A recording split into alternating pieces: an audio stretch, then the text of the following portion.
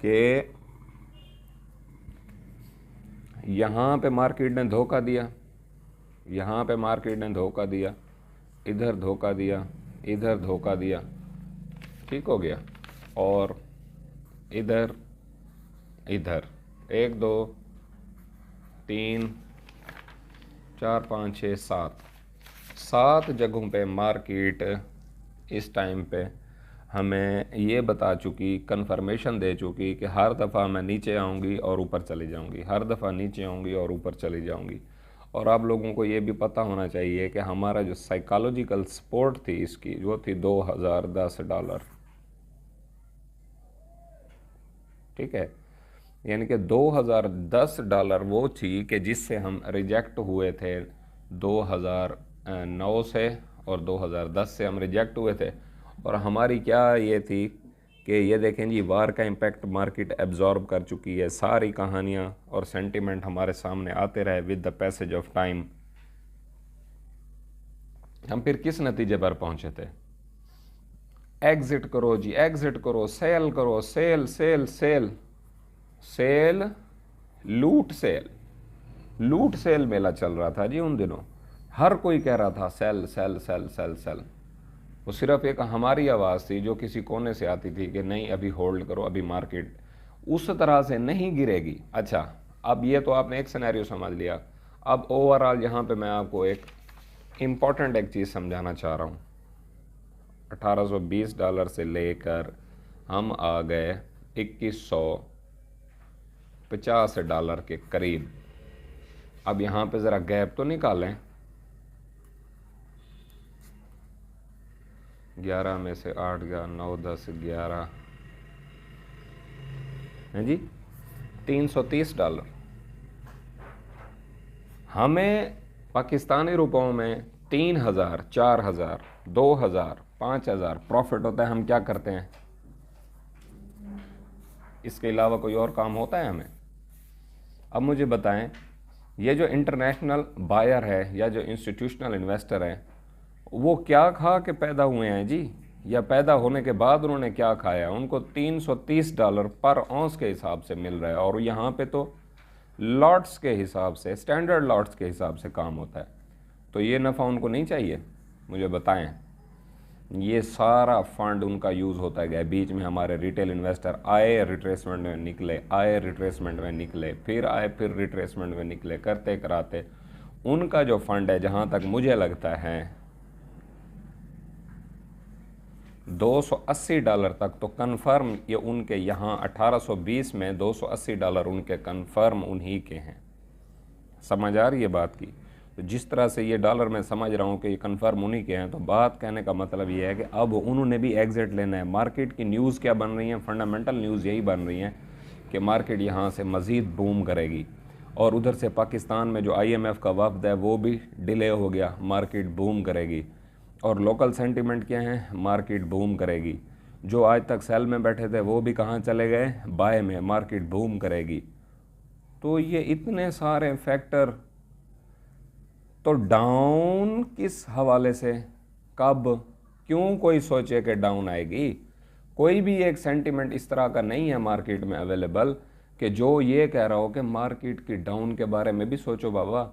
अब लोगों को यही परेशानी है कि पहले जब हम सेल करवा रहे थे तो चुगताई बाबा आपने उनको बाय पे रोका। किस पे रोका? बाय पे। और अब हम जब इनको बाय करवा रहे हैं, हम क्लियर हो गए हैं कि मार्केट यहाँ से ऊपर चले जाएगी, तो इस हालात में आप आ गए हैं सेलिंग के अंदर। भाई हर किसी का स्टाइल अपना है काम करने का। सिंपल बता देता हूँ, 90% लोग जो है ना वो क्या खाते हैं? ये क्या लिखा है मैंने, ये आपने मुझे कमेंट में भी बताना है, उससे पता चलेगा आपको नज़र भी आ रहा है और आप वीडियो भी पूरी देख रहे हैं या नहीं, या बीच में स्किप मार के चुस्ती का मुजाहरा कर रहे हैं। 90% लोगों को क्या है, और 10% लोग क्या लिखा मैंने, ये भी आपने मुझे बताना है। 90% को क्या लगती है और 10% क्या होता है। हमारी ये कम्युनिटी है, ठीक है, ये हमारा सीन है। और यहाँ पे मैं आपको अब एग्ज़िट स्ट्रेटजी अपनी बताना यहाँ पे पसंद करूँगा कि अब हमने क्या करना है इसको। जो मार्केट है ना इस टाइम के ऊपर। चलें जी पेज को घुमा देते हैं, कम टू द पॉइंट,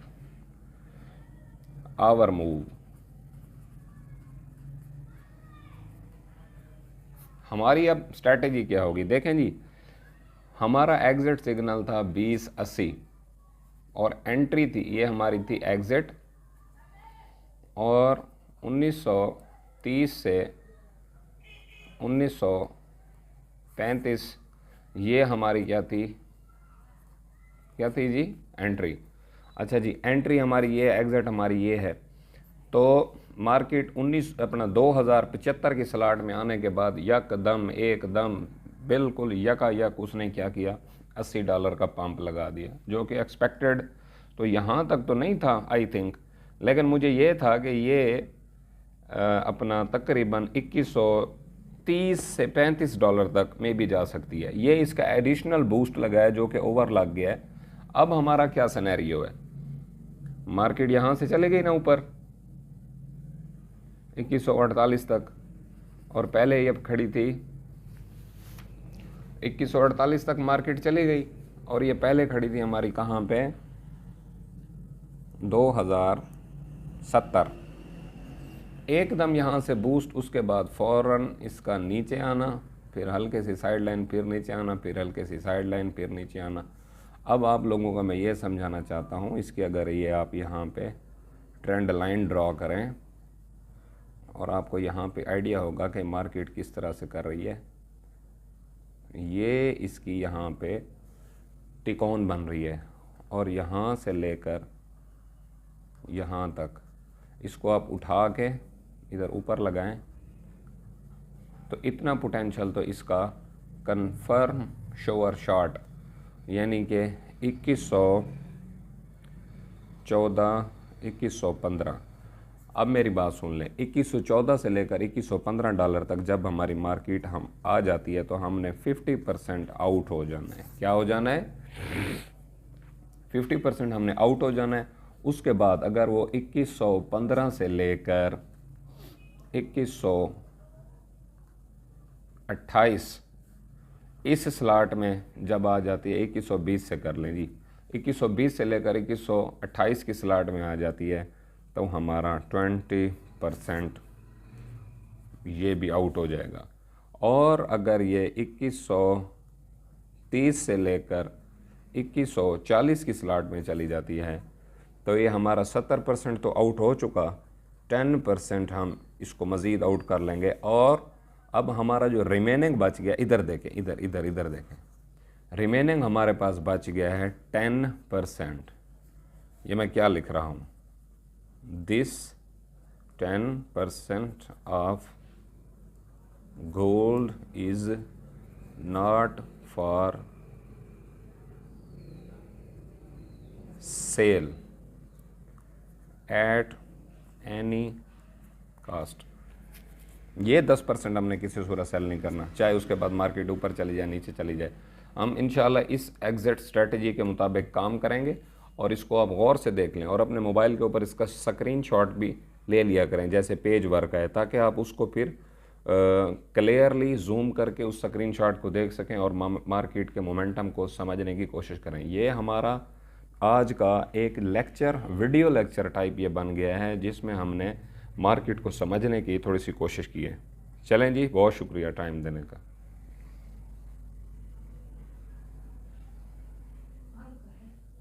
चलें जी, आपको कैसा लगा हमारा एनालिसिस, और इसके अंदर मैंने आपसे 2 क्वेश्चन भी पूछे हैं, वहाँ से मुझे पता चलेगा कि मेरी कम्युनिटी मेरे साथ कितनी इंगेज्ड है। चलें जी, अब इस बात सारी को कंक्लूड करते हैं। हमने पूरा एक स्ट्रक्चर भी समझ लिया है कि किस तरह से एक मैनिपुलेटर जो है ना वो मार्केट को एग्जीक्यूट कर रहा है अपनी मूव्स को, और वो भी किसी न किसी हद तक प्रॉफिट के लिए ही कर रहा है या वो पैसे बांटने के लिए कर रहा है। और उसने जहाँ पे अपने उस फंड को निकालना है, जिन लोअर टारगेट्स पे फिर हम पहुँचेंगे तो मैं फिर आपको बताऊँगा।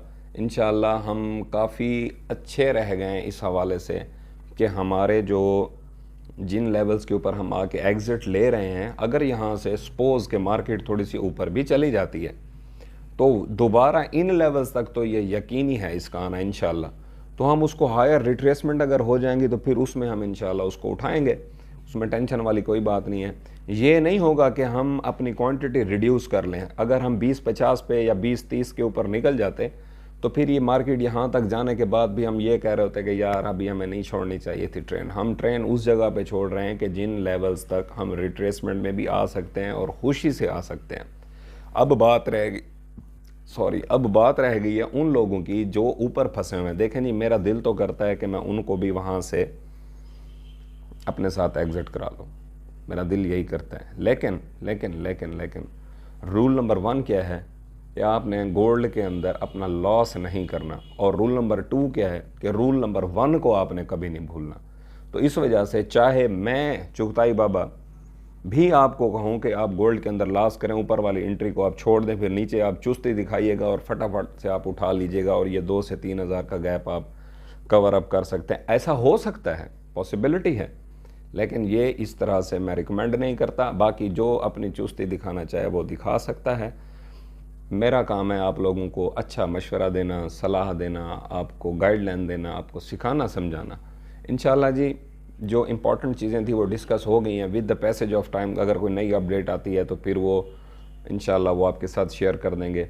और मैं आपसे एक बात करना चाह रहा हूँ कि जो हमारा कम्युनिटी बॉक्स है जिसके अंदर मैं कोई एक पोस्ट करता हूँ और वो आप लोग उसको चेक भी नहीं करते, कि जिसके अंदर हम आपसे कोई अर्जेंट चीज़ टाइप करके नोट देते हैं। अब हमारी कम्युनिटी में 1500-1600 लोग हैं, ठीक है। अब यहाँ से अंदाज़ा हो सकता है कि 20 से 24 बंदे, और जो मैंने आपके ज़िम्मे वुल्फ्स लगाया हुआ है कि आपने वीडियो को लाइक करना है और उसको आपने क्या करना है, कमेंट करना है और अपनी एक्टिविटी का हाज़िरी लगवानी है आपने।